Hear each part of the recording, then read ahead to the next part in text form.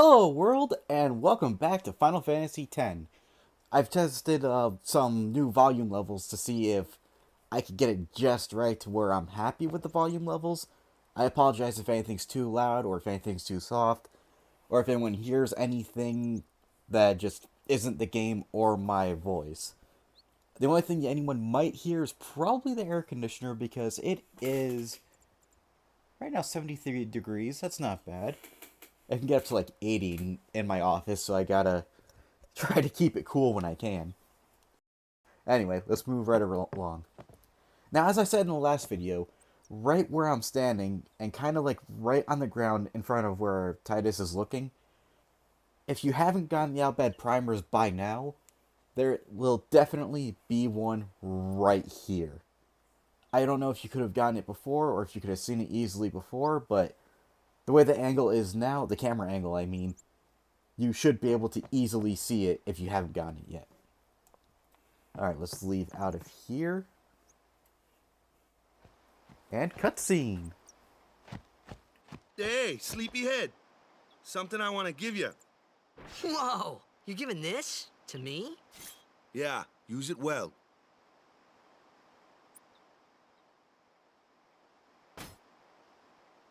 That's the sword you gave Chapu. Well, he never used it. Where's Yuna? We're taking the same boat as Yuna, right? Why do we gotta wait here? Yuna came to this village 10 years ago, when the last calm started. The calm? Since then, she's been like a little sister to me and Lulu. But she had the talent. She became an apprentice. Now, today, she leaves as a summoner. This is our journey. We should leave together.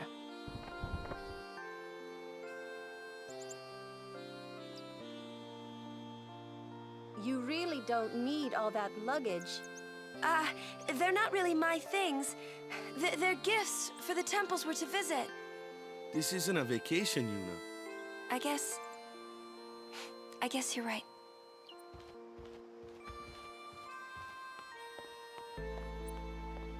Okay, off we go.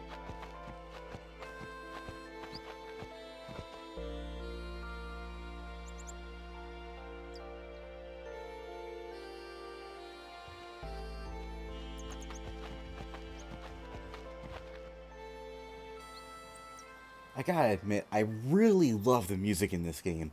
Both the original music and the new arranged music. It sounds just so beautiful and so touching for scenes like that, where, you know, there's no guarantee you'll ever see this village again after you leave. Speaking of never seeing it again, let's go back. The reason we want to go back is because there's something very important. I don't remember if I mentioned it in the last video, but there should be a dog somewhere around here. Forgive me for trying to remember, but in my opinion, the dog kind of roams around almost randomly. There's been a few times where I found him up by the temple. There's been a few times where I found him in the shopkeeper's hut. And I got a feeling he's either in here or in some other hut. I don't remember which one.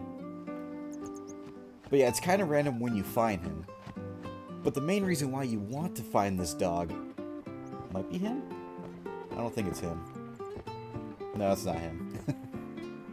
The reason you want to find him, and more importantly his owner, is because he will have this object in his mouth, sorta, kinda, and that will give us something special. So I will cut to when we actually find the dog and find the special item. So we will be right back. And we are back, and apparently I was onto something before. What happens is, you have to go to the hut that has a shopkeeper, the one that's selling you potions and other stuff. You talk to her, she mentioned something about her dog. Then you go to the hut on the top right, like, when you go to the right of the island, you'll see, or to the right of the village, there are 3 huts. One on top, one in the middle, which is Waka's, and one near the bottom towards the exit. Go to the top rightmost hut after talking to the shopkeeper, and she will mention this dog right here having something a little odd. Now, what is the odd thing? something mangled and slobbery. Valfor has learned Overdrive Energy Blast. That is exactly what we need.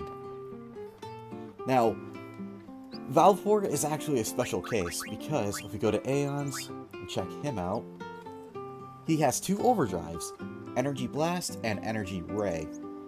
Energy Ray is his first one, and every Aeon, more or less, has 1 overdrive. Valfor, for some reason, is a special case where he has 2 overdrives. The second one is very much easily missable.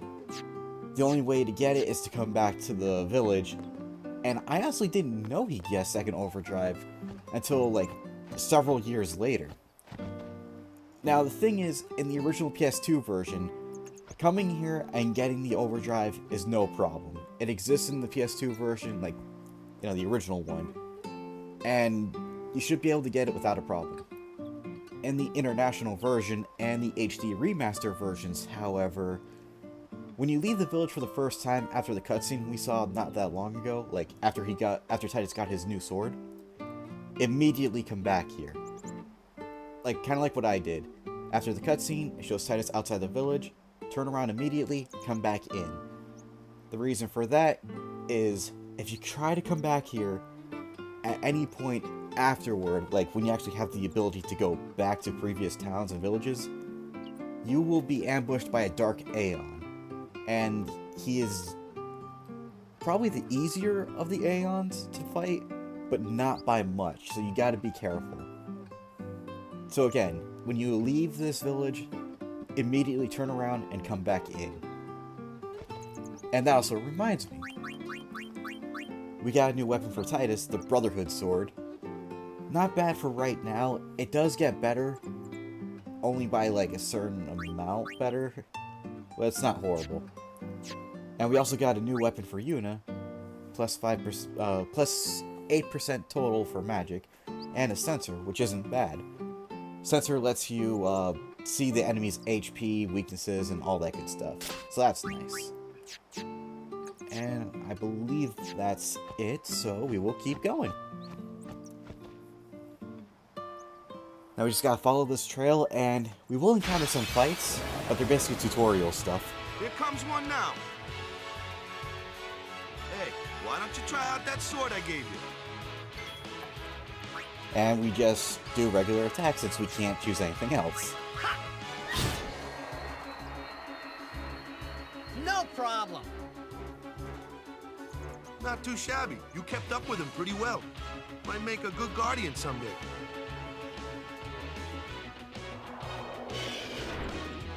A flyer! My kind of customer. And this is Wakka's specialty enemy. Yeah, specialty? Yeah, I guess I said that right.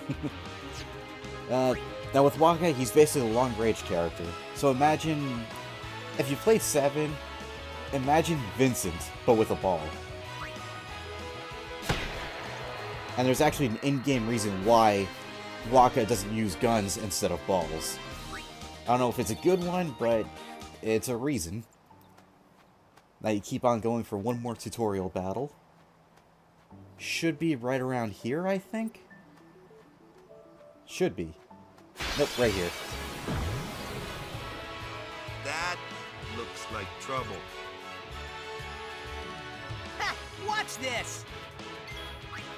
Now with Titus, you just do a regular attack, and oh, it didn't do that much. Told ya, only magic can beat that thing. If you can't beat them down, you gotta use magic of an element they don't like. Magic? Element? Let's have our black mage show you what I mean. Lou, you're up. Clueless, aren't you? Good thing I'm here. And if you've ever played any RPG ever, such as Pokemon, Final Fantasy, or others, I'm not going to explain this. It should come pretty easy. Spells of ice work well against fire fiends, and ice fiends are weak against fire magic. You follow? I get fire and ice, but what about lightning and water? Lightning and water are opposed, just like fire and ice. This one here is a water fiend, which means... Which means we use ice, right? Yup. No, you use thunder. I actually ended up using water on him on accident, And that kind of led to me getting damaged, Lulu insulting, like, kind of sort of the player, and I basically had to use Lulu again.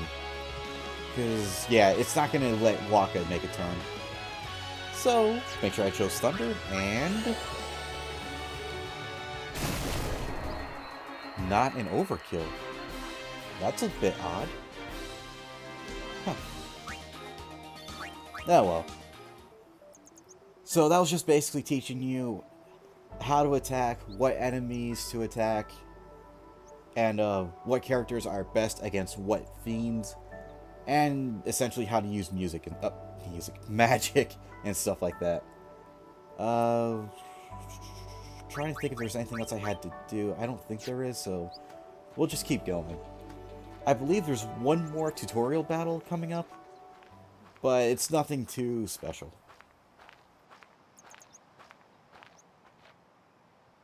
Take your time.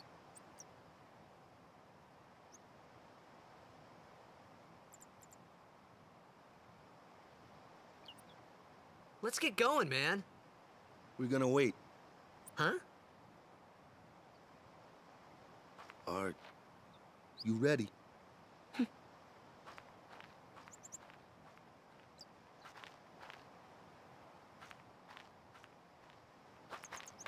What's going on?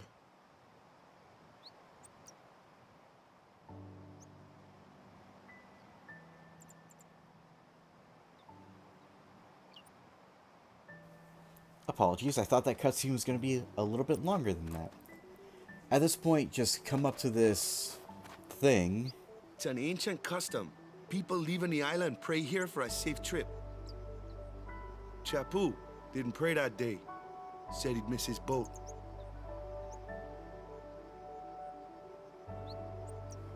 And I don't know if it impacts the story here, but just pray.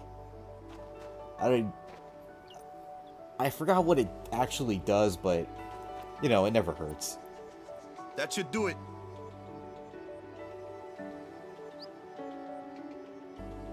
And now, because reasons, we'll come over here and we'll save in a new slot.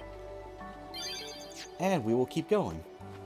I should also note this game comes, well, the HD Remaster version anyway, comes with an autosave feature, which is really nice. When I first played the Remaster, I died, I'll admit, on accident a few times. And I was lucky enough to have it save, like, in really good spots. So I'm really thankful for that feature.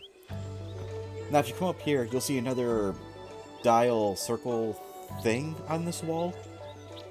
And normally it would read an Albed, but because we have all the primers, it'll read Kilika and Beaconel join as one. Now, I'm not entirely sure how to translate that. I don't know if it's supposed to be a password or something. I don't know. It's worth keeping a note of, and when you come back here for stuff, you'll probably have to read this again and figure it out for yourselves, but I've never actually honestly figured out what it meant. And if we come up here...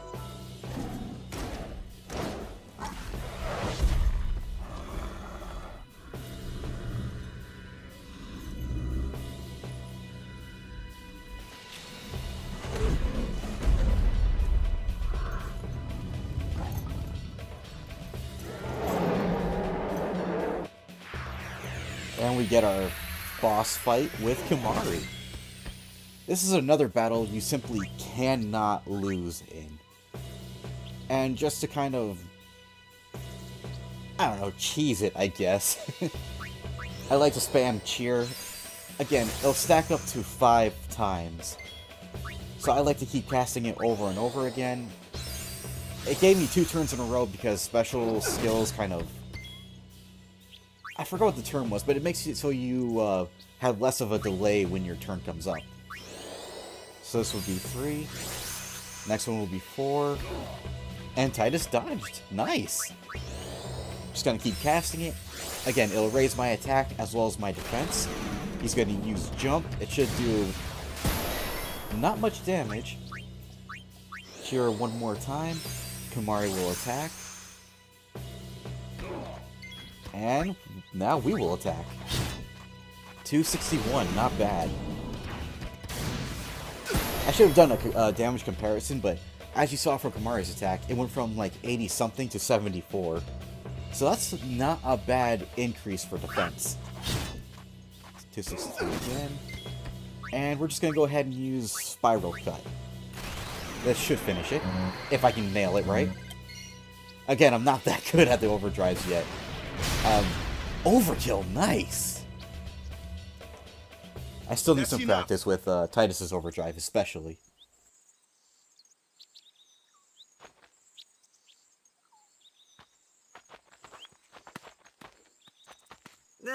What's with that guy? Kimahri Ronso, of the Ronso tribe. He's learned the Fiend's way of fighting. That's not what I meant. He's another Yuna's guardians. Huh? Sometimes we don't understand him either. Kimahri doesn't talk much anyway. But he has protected me since I was a child.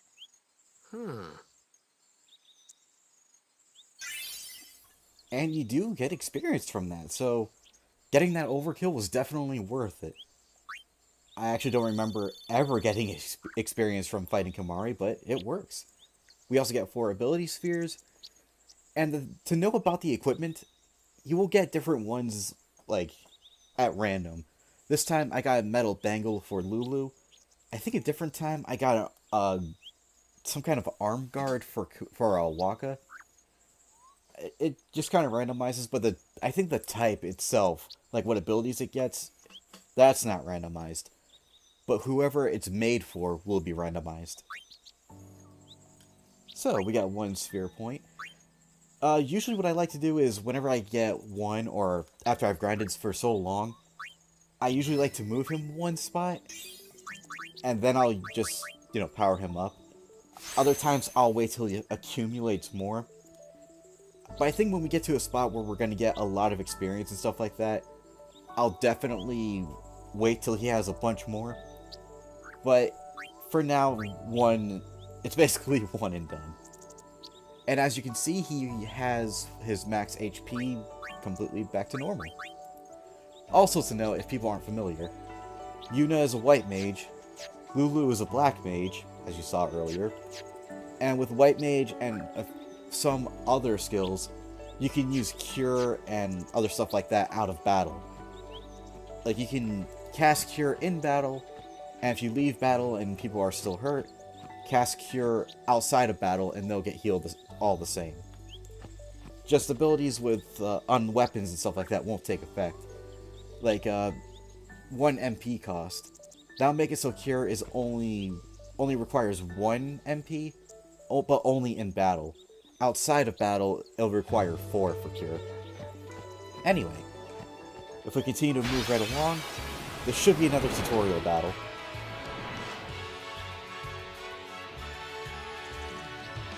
A flyer! That's your department, right? True. But, why don't we let our summoner show us what she's made of? And something cool about this game that I love over other Final Fantasy games, you can switch out party members during battle, and I absolutely love that feature. However, it's like I said before, if you want everyone to get experience, have them all guard. The only downside to this specific battle, you can't guard or do anything with Titus, so he's missing out on experience. Only thing you can do is switch out with Yuta. Your first real battle. Let's see some style. Show us what your training has taught you, Yuna. Okay. And now we get to see the tutorial on summoning Aeons. Basically, compared to previous summons, they only come in for 1 quick scene, launch their attack, and deal massive damage. In Final Fantasy VII, all you needed was MP. Final Fantasy VIII, the summons had their own HP, and as you're charging up to summon them, the HP will start to go down if they ever get hit while summoning. In 9, I actually haven't played 9, so I can't say one way or another. In 10, however,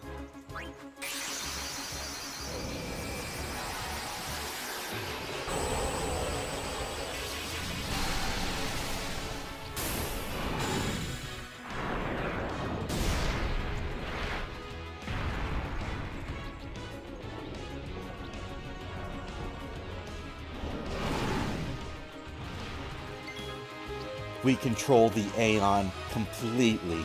However, it's only the Aeon that we can control. The other party members leave.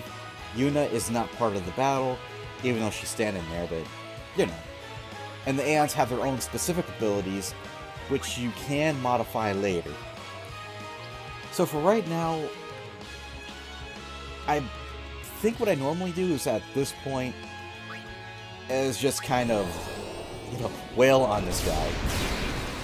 Sonic Wings normally delays a fiend's or opponent's attack and makes it so they attack later than sooner.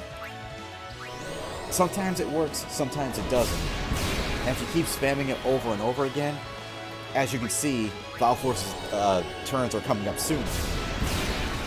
Now the reason why I'm doing this is because it's a low damaging attack, the turns come up sooner, and every time Valfor attacks, his overdrive will increase. And that is actually something I want. Reason being, there's going to be another boss fight coming up soon enough, and we want Valfor to go up with his overdrive gauge. Now, another thing you can do, just as well, you have two commands to the right, if you press the right directional button anyway, shield and boost. Shield makes the Aeon take less damage, but overdrive gauge won't increase. So it's literally a human shield. Boost, however, makes it so they take more damage. However, the gauge charges faster. And I think that's what we're going to do. Now, using boost to raise the gauge is a good idea, especially when the Aeon dodges. Yes! But you definitely want to be careful, especially in boss fights, because if this next attack does not miss... 63, not bad, not the greatest. We'll boost one more time, but anyway. If you're not careful, your Aeon will take a lot of damage and potentially die. Now what happens is, if an Aeon dies in battle, it stays dead until you resurrect them at a save sphere. And when they die in battle, you cannot summon them again. So it's a one-shot thing, basically. They're out in the battle as long as you have them. You can dismiss them and keep summoning them over and over again. But once it's dead, it's dead. There's no bringing it back till you reach a save sphere. Now, we have our overdrive maxed out. We have Energy Blast and Energy Ray, but we are not going to use either of them. We'll go back to using Sonic Wings. Hopefully Valfor will just keep having turns. Might be a bit of a long battle as a result. Valfor's basic attacks don't deal that much damage. However, it should still be enough for us to just keep going, not give this guy a turn. He's getting a turn anyway, damn it. But still, it's not bad. Especially since he dodged. You see why I love Valfor? Sonic Wings again. Not doing as much damage. Oh, but we can get a third turn after this one. And while we could get an overkill, I'm gonna forego it. Unless magic can deal more damage. And... yeah, not bad.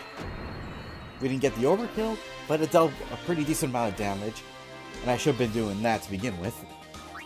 The only thing is, Valfor's MP isn't the greatest in the beginning. So, you can only use magic sparingly with him. The same goes for just about any character that uses magic. Yuna and Lulu aren't bad, their MP reserves are pretty decent, but still. Oh yeah, we got another kind of sort of tutorial battle. Another one of those. No problem. Leave this one to me, huh? Say goodnight, birdie.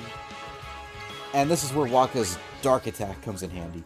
He's only got 10 MP, so you can only use it 2 times before you have to hit a save sphere, or use an Ether, which I don't recall us having. But Dark Attack inflicts darkness or blind status for 3 turns on any enemy. And we just continue the battle from here. While the Lulu used Thunder,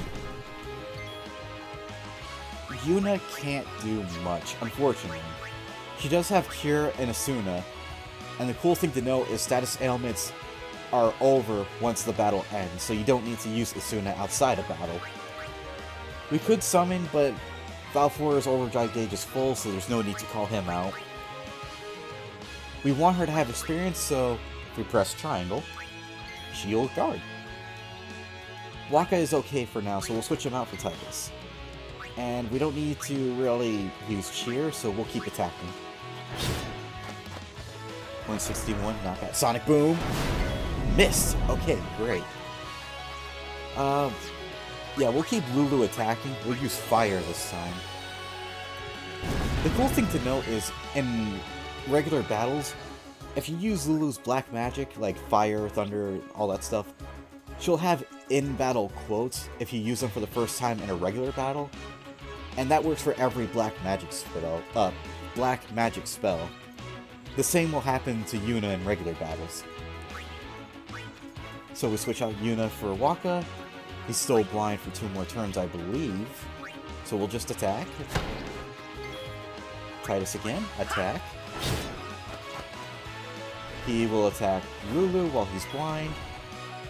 Okay, darkness is over, but that's okay. Also, fun thing to note, Lulu is very good at dodging.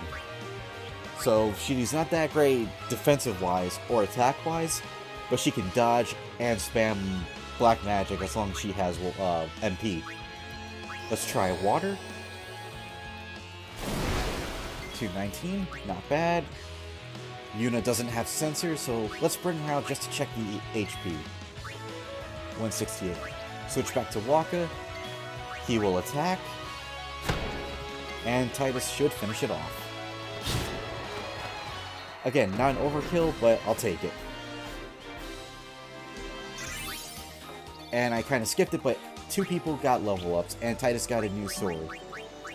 So let's check that out, as well as these 2. Magic defense, she doesn't really need it. She needs defense more than magic defense. Nothing there, nothing there. Baroque sword, plus 3%. Plus 5 is better. Ring, Dark Ward, that'll work.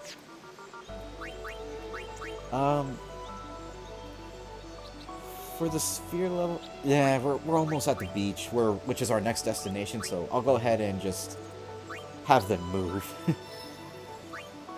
Waka will move over here, and because he's using a ranged weapon, his accuracy is pretty high. So we'll do that. And Yuna, I don't think I'm going to teach her extract ability. She doesn't really need it, and I've already stated reasons why we won't be needing those abilities. She's not going to need attack, so we're not going backwards. What I will do for her, it's going to take a little bit longer of a trip and use a little bit more skill levels, or sphere levels, or whatever they're called. We're going to teach Yuna some black magic. Lulu does not have any points, so we'll keep her there. And we'll move right along. There is a chest in a sphere, save sphere down there. We can't get to it yet, but we will much later in the game. For now, you just want to walk along this path, keep on going. There are some boss fights, or not boss fights, but regular enemy encounters, with some new enemies that I will show off. We have a dingo, condor, and a water fan, which we've seen earlier. Now Titus is up first. There's a dingo. Make sure Titus always goes after dingoes, wolves, anything that looks like a dingo here. So we just attack. And it's mostly because Titus will almost always hit it. They're pretty agile. And Titus is the quickest, so he goes after the quicker enemies. Also an example, Waka is accurate, so he'll go after the accurate, or flying enemies. Now, this kind of sucks because this is a perfect setup for all 3 of my characters right now to finish the battle. But if they do, Yuna's not going to have a turn, so she's not going to have experience. But she got level up anyway, so, like in the previous battle, so we don't have to worry about that. Lulu will finish it. And victory!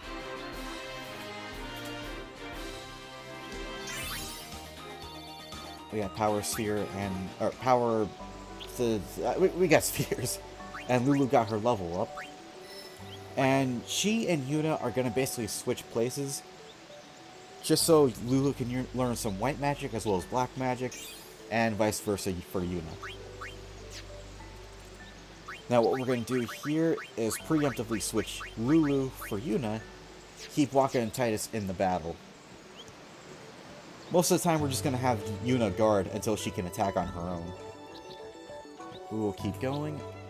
We're not quite at the beach. I don't believe there are any more enemies here.